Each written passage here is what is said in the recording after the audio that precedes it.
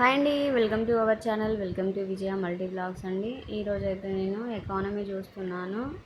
So ఎకానమీలో ఏంటంటే third section అండి. సో తెలంగాణ ఎకానమీ కాదు, ఇండియన్ ఎకానమీ కాదు, ఎకానమీ అండ్ డెవలప్మెంట్ ఇష్యూస్ అన్నమాట. సో ఆల్రెడీ బుక్ అయిపోయింది నాది, కానీ మళ్ళీ ఒకసారి రివిజన్ చేస్తున్నాను.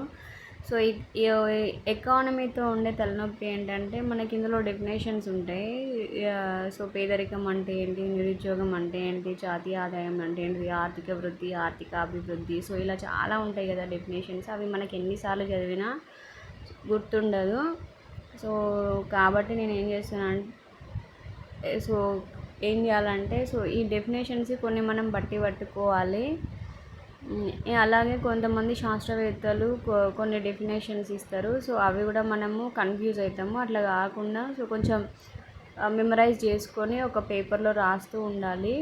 సో డెఫినేషన్స్ బేస్డ్ కూడా డెఫినేషన్స్ మీద కూడా మనకు క్వశ్చన్స్ వచ్చే ఛాన్స్ ఉంటుంది.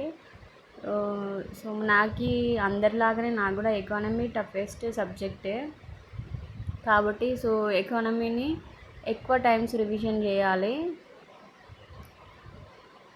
కాబట్టి సో ఇది ఆల్రెడీ అయిపోయింది నాది, డెవలప్మెంట్ అండ్ ఇష్యూస్. కానీ మళ్ళీ స్టార్టింగ్ నుంచి మళ్ళీ చదువుతున్నాను. సో నోట్స్ మేకింగ్ కూడా అయిపోయింది నాది. కాకపోతే ఇంకా ఏమైనా టాపిక్స్ ఫస్ట్ సారి చదివిన దానికి సెకండ్ సారి చదివిన దానికి మనకి సో డిఫరెన్స్ అనేది ఉంటుంది కదా. సో కాబట్టి ఇలా అయితే నా ప్రిపరేషన్ అనేది అవుతుందండి. ఒక హౌస్ వైఫ్గా ఇంటి మేనేజ్ చేస్తూ సో ఇలా చదవడం ఉంటుంది నాది. సో నేను ఒక దగ్గర కరెక్ట్గా కూర్చొని చదవను, ఎందుకంటే నాకు ఇక్కడ కన్వీనియంట్ ఉంటే అక్కడనే చదువుతాను. ఓకేనా. సో ఒకే దగ్గర కూర్చొని అయితే నేను చదవలేనండి. కాబట్టి నాకు కన్వీనియంట్గా ఉన్న ప్రకారమే నేను చదువుతున్నాను. ఈ ఒక విషయం అయితే గుర్తుపెట్టుకోండి. సో టేబుల్ వేసుకొని టేబుల్ మీదనే కూర్చోవాలి, చైర్ దగ్గర టేబుల్ దగ్గరనే చదువుకోవాలి చైర్ వేసుకొని అంటే నాకు కాని పని, నా వల్ల కాదు. ఎందుకంటే నేను టైలర్ని, స్టిచ్చింగ్ కూడా చేస్తాను. కాబట్టి నాకు బ్యాక్ సపోర్ట్ లేకపోతే నేను ఉండలేను. సో కాబట్టి నాకు కన్వీనియంట్గా ఉన్న ప్రకారం నేను చదువుతాను. సో ఇలా ఇది నాది ఎక్కువ చదవడం నైట్ టైమే ఉంటుందండి. నైట్ స్టడీసే ఉండే, డే టైంలో తక్కువ ఉంటుంది.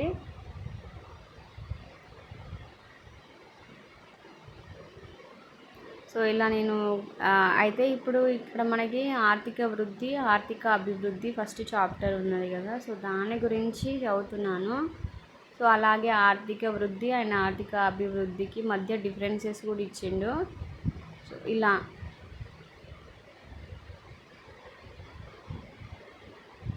సో ఈరోజు అయితే ఎకానమీ చదివాను.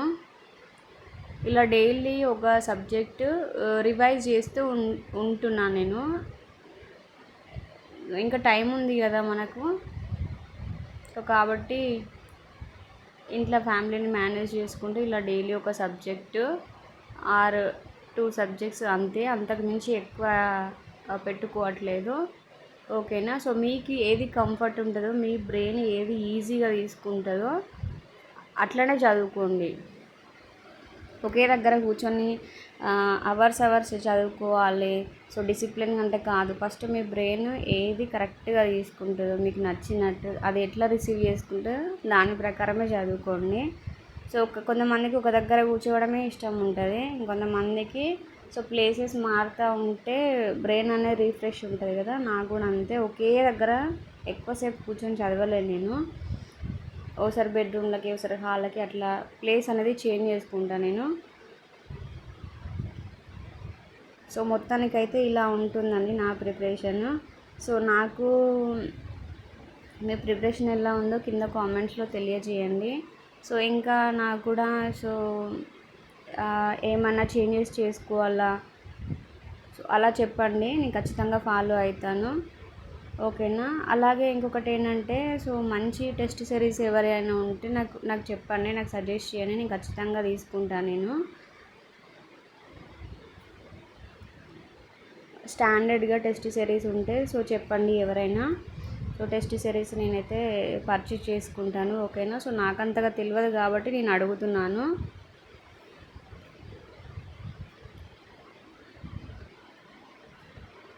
సో ఇదండి వీడియో నచ్చితే లైక్ చేయండి, షేర్ చేయండి, కామెంట్ చేయండి. Thank you for watching.